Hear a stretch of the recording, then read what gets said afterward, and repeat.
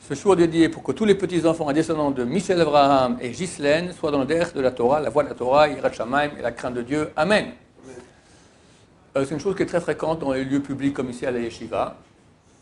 Tu veux te faire un café et tu prends du café avec une petite cuillère, tu prends du sucre avec une petite cuillère et il se peut que juste avant, quelqu'un s'est fait aussi un café, mais un café au lait et il a trempé sa cuillère qui était mélangée au lait, il a mis dans le café ou dans le sucre ou dans les deux. Et donc tu as maintenant un peu de particules de lait, de gouttes de lait dans le café, tu ne la vois pas, de particules ou gouttes de lait dans le sucre et tu ne le vois pas.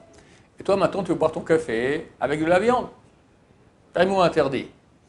C'est permis. Pourquoi? Parce que ces particules ou gouttelettes de lait, ce n'est pas des grandes quantités. Et dans un verre de café, ça sera annulé.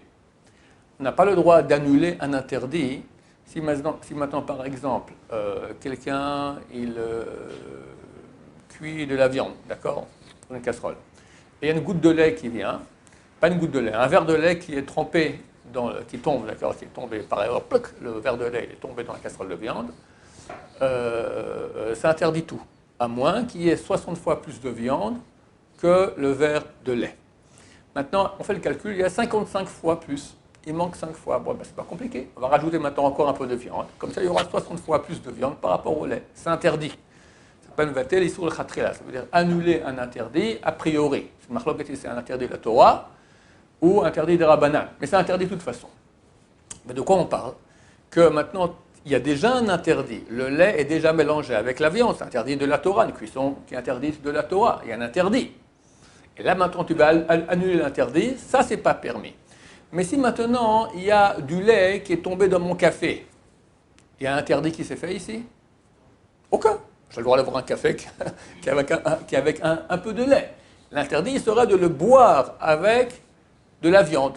Mais ça, c'est à condition que quoi? Qu'il y ait un goût de lait. Il faut qu'il y ait beaucoup de lait.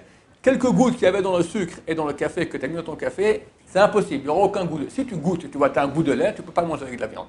Mais normalement, il n'y a aucun goût. Et il n'y a aucun problème. S'il y a eu plus que quelques gouttes, il y a un peu de lait qui est tombé dans le café, tu goûtes.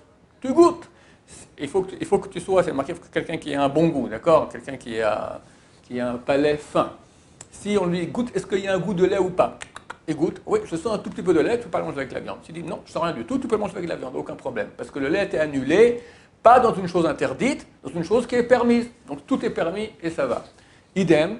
Quelqu'un maintenant, il veut boire et se servir, je ne sais pas moi, allez, un café dans une machine à café. Maintenant, la machine à café, elle sert des cafés turcs et des cafés au lait. Maintenant, celui qui était avant moi, il s'est fait un café au lait. Moi, je veux un café turc et j'ai mangé de la viande. Ou je veux boire mon café avec de la viande. Maintenant, qui me dit qu'il n'y a pas dans le tuyau encore un peu de reste de café au lait qui va maintenant tomber dans mon café? Donc, il y a du lait, je mange avec la viande. Exactement la même chose. Là, tu ne sais vraiment pas. C'est un peu différent.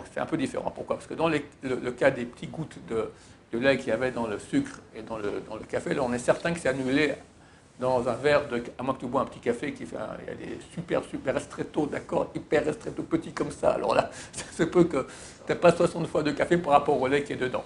Mais un café normal, c'est annulé. Là, on ne sait pas combien il y a de lait dans le tuyau de la machine. Donc, quelqu'un qui a un palais fin, il goûte. S'il sent qu'il y a un peu de lait, il ne peut pas le manger avec de la viande. S'il n'y a pas de problème, il ne sent rien du tout, il peut le manger, il peut le boire avec la viande sans aucun problème. Baruch Adonai, l'olam, amen, amen.